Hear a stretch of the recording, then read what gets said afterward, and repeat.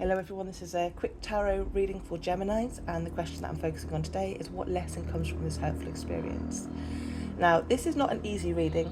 There is a lot of heavy energy here, and I feel for many of you this experience has generally changed the way you see a person or people, a situation, living situation, or even yourself actually, yeah. Now, the first thing that stands out to me is the fox. I want to quickly say, for me personally, with foxes, when a fox spirit crosses my path, it's very much like giving me a heads up that I need to be aware of my surroundings, the people in my surroundings.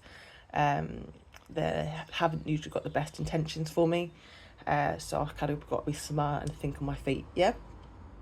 So that's, first of all, that's one thing about foxes.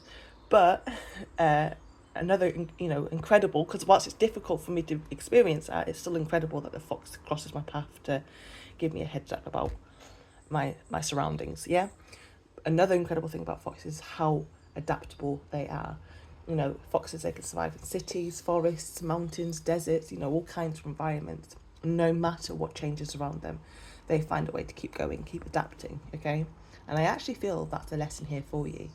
Not the pain itself, not the betrayal itself, not the backstabbing, not the loss, the lack, but discovering just how adaptable and resilient you truly are, my darling. Now, there is a lot of clouds and there's a lot of darkness, so it is, with the Seven of Cups, it really does feel like there's a lot of confusion's happened. There's been uncertainty, or perhaps, you've struggled to not see everything clearly at first. For some of you, there may have been things that has happened behind the scenes that you weren't fully aware of. For others, this could have been hoping for a different outcome, or believing someone or people would act differently than they ultimately did, my darling.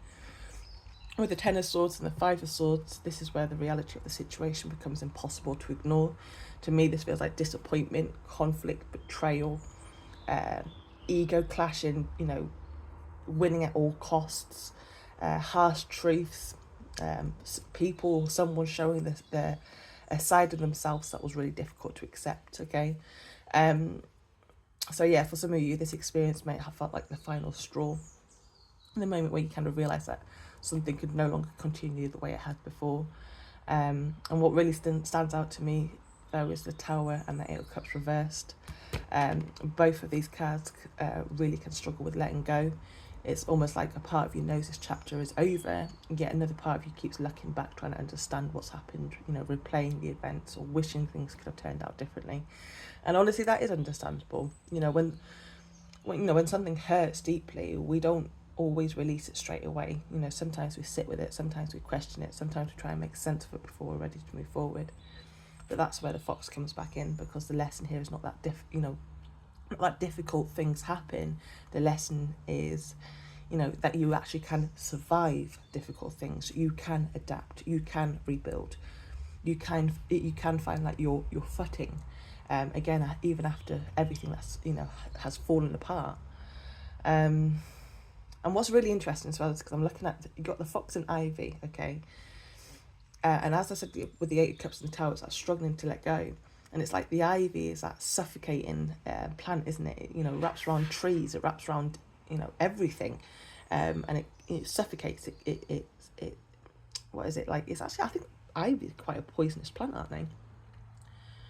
But yeah, it reminds me that, some situations can, like, one way of me looking at it is that it does remind me that some situations kind of like continue growing after they've become unhealthy. I think that's why this tower moment and this Ten of Swords has happened for you.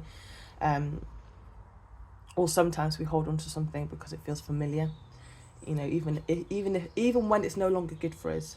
So I feel like this experience may have shown you that what needs to be released and what needs stronger boundaries and what can no longer come with you into your next chapter of your life, my darling.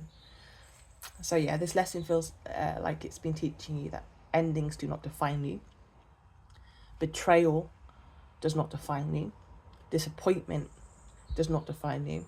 And your ability to adapt, heal, overcome, face, keep moving forward is what defines you, my darling. This hurtful experience has taught you that not everything as well, or everyone is meant to come with you into your next chapter, okay? and that you're also far more adaptable and resilient than you realise. So I wish you all the best, Geminis. Have a good day. Bye-bye.